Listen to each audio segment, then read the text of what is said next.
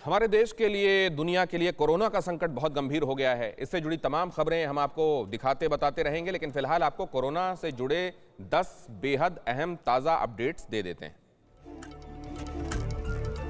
केंद्रीय स्वास्थ्य मंत्री डॉक्टर हर्षवर्धन ने कोरोना वायरस को लेकर संसद में जानकारी दी कि 4 मार्च तक भारत में कोरोना वायरस के 29 केसेस पॉजिटिव आए हैं। मंत्रियों का एक समूह भी स्थिति की निगरानी कर रहा है। साथ ही केंद्रीय मंत्री ने यह भी कहा कि भारत में WHO की सलाह से बहुत पहले 17 जनवरी से आवश्यक तैयारियां और कार्रवाई शुरू कर दी थी।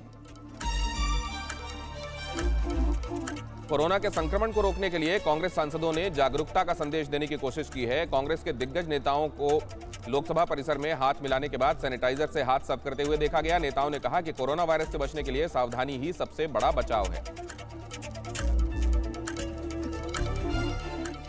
कोरोना वायरस को लेकर देश भर में लोगों को सतर्क रहने की सलाह दी जा रही है। संसद में भी इसका असर दिखाई दिया है। अमरावती से निर्दलीय चुनकर आई सांसद नवनीत राणा मास्क लगाकर लोकसभा पहुंची।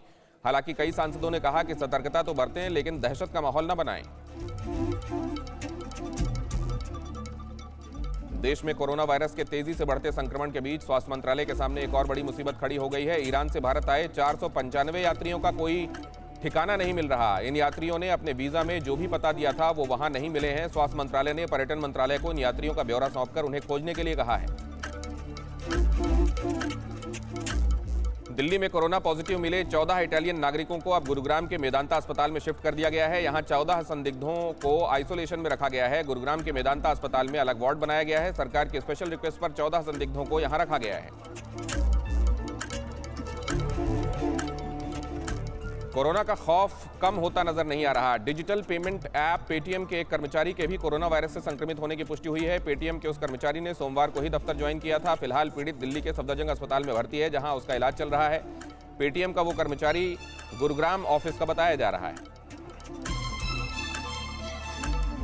कोरोना वायरस फैलने के बीच दिल्ली और आसपास के शहरों में दवा की दुकानों पर हैंड सैनिटाइजर और फेस मास्क की किल्लत देखने को मिल रही है।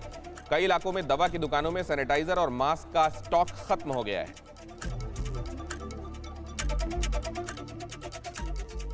दिग्गज कंपनी अमेजॉन ने भारत में अपने प्रमुख शिखर सम्मेलन को कोरोना वायरस की बढ़ती चिंता के मद्देनजर रद्द कर दिया है। AWS मुंबई में 7 से 9 अप्रैल तक शिखर सम्मेलन आयोजित करने वाला था।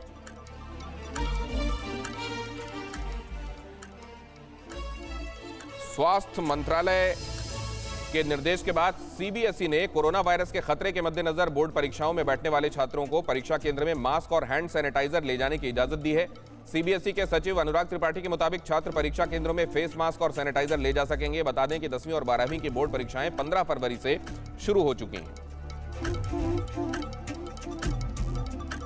विश्व स्तर पर कोरोना वायरस के इंपैक्ट के चलते इंटरनेशनल पॉप कलाकार खालिद ने अपना अपकमिंग एशिया दौरा स्थगित कर दिया है। खालिद भारत में अप्रैल महीने में पहली बार परफॉर्म करने वाले थे। 12 अप्रैल 2020 को मुंबई में परफॉर्म करने के 2 दिन बाद बेंगलुरु में एक प्रोग्राम में उन्हें परफॉर्म करना था।